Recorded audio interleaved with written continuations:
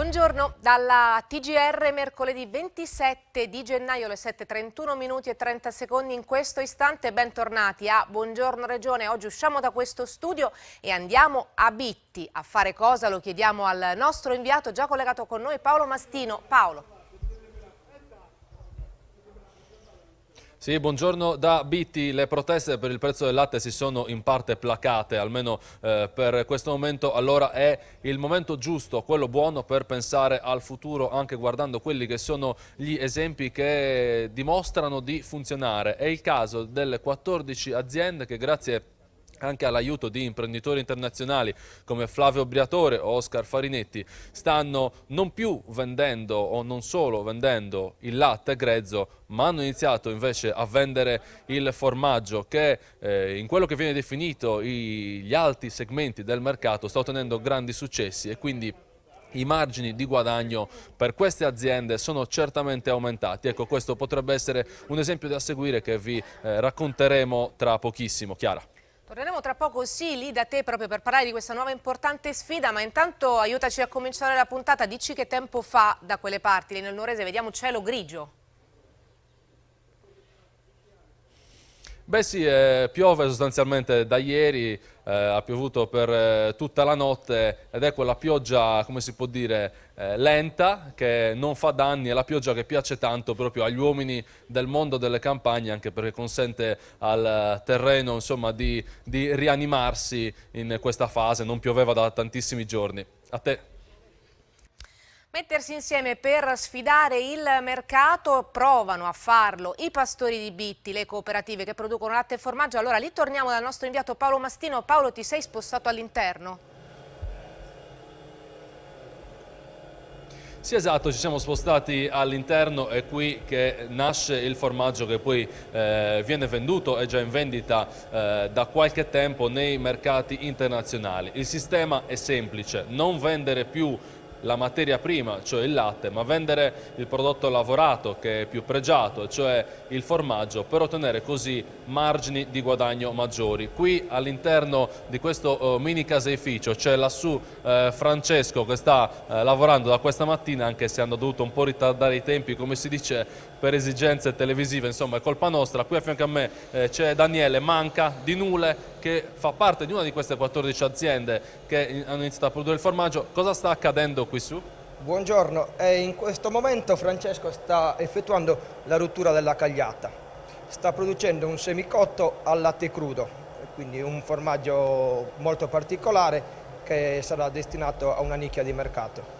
Una nicchia di mercato che si spera si allarghi sempre di più, lo hanno spiegato due imprenditori internazionali. Uno è Flavio Briatore, è nato un pochino da lui, dal suo aiuto, questa avventura. L'altro è Oscar Farinetti, che abbiamo intervistato. Lo sentiamo subito, poi torniamo in diretta da qui da Bitti.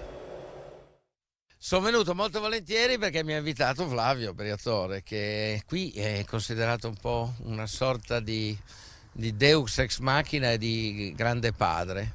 Ha avuto la capacità di mettere insieme questo gruppo straordinario di 14 pastori, ciascuno dei quali ha 600-700 pecore. È una storia bellissima, tramandata da padre in figlio, per cui queste pecore brucano nei pascoli e danno vita ad un latte straordinario.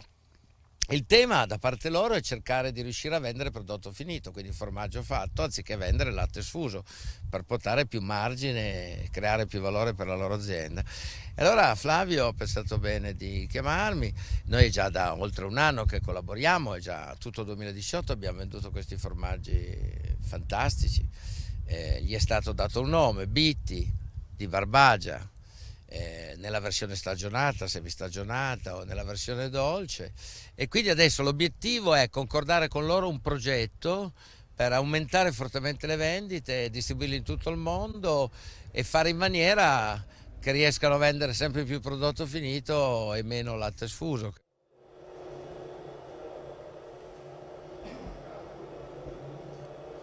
Allora, torniamo in diretta da qui da Abiti, abbiamo sentito Farinetti, ma questa storia è nata con un altro grande imprenditore internazionale, cioè Flavio Briatore. Lo chiedo a Diego Manca, lo avete incontrato quasi per caso, poi l'avete proprio cercato, Briatore? Sì, buongiorno. Questa storia parte, diciamo, dal 2010, quando Flavio Briatore manifestò interesse verso i pastori che erano in protesta.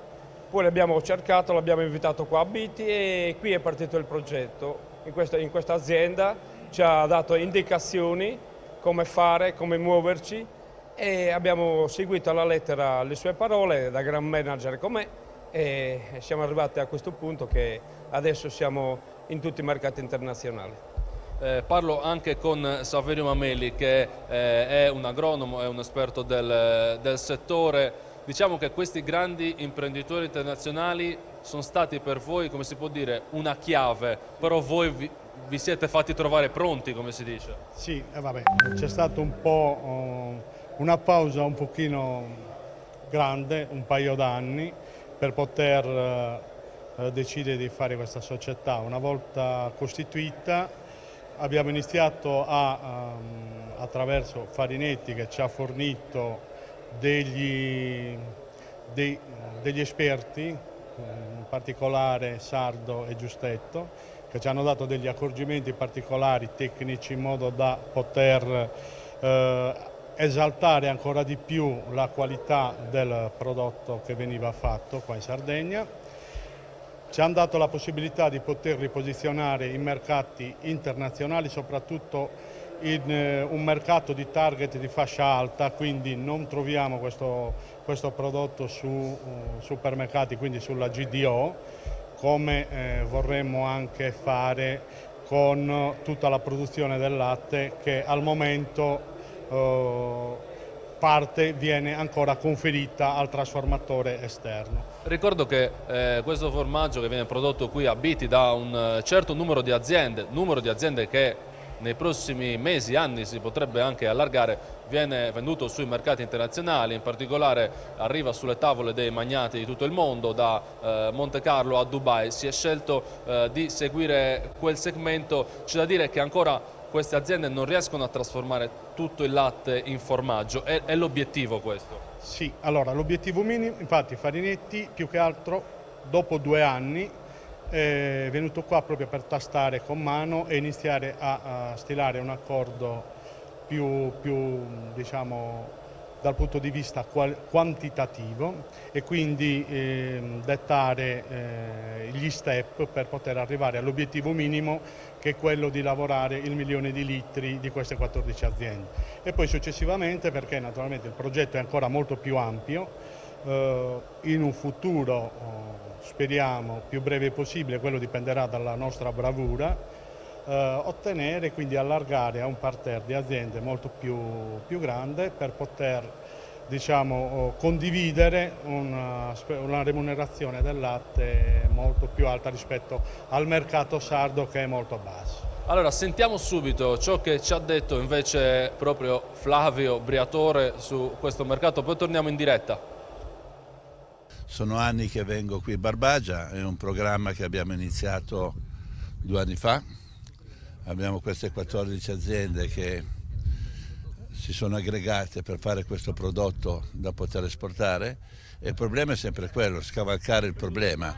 Se il problema è il prezzo del latte, perché è inadeguato, dobbiamo trasformare il prodotto. Trasformato il prodotto, sicuramente i margini sono diversi, non c'è una catena per cui dai produttori vanno direttamente al consumatore, alla distribuzione.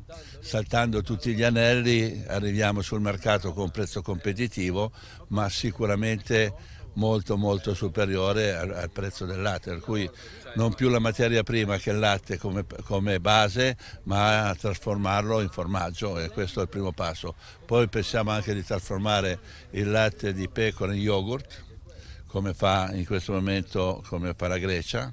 È un mercato enorme e ci vuole assolutamente le attrezzature per farlo, però penso che con l'aiuto della Regione e tutti quanti ci riusciamo.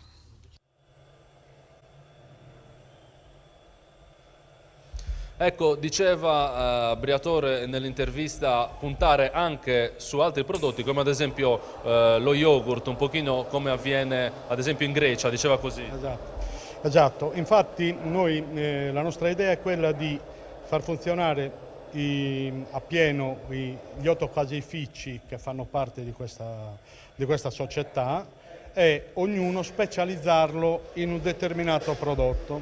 Quindi 1 o 2 faranno lo yogurt alla simil greca, che poi più che altro è alla sarda, che forse è meglio, e poi questo è quello specializzato nel pecorino a pasta, cioè a latte crudo, poi e gli altri naturalmente in altre tipologie di prodotto che verranno, adesso sta uscendo. Intanto ora vediamo, mentre proprio sta uscendo dopo la rottura della cagliata, quello che diventerà il formaggio, quello che diventerà pecorino. A pasta cruda. Bene, vi lasciamo allora con queste immagini della preparazione del formaggio che comporrà le forme, ecco, in questi stampi che sono stati posizionati qui. È tutto da Bitti, a voi.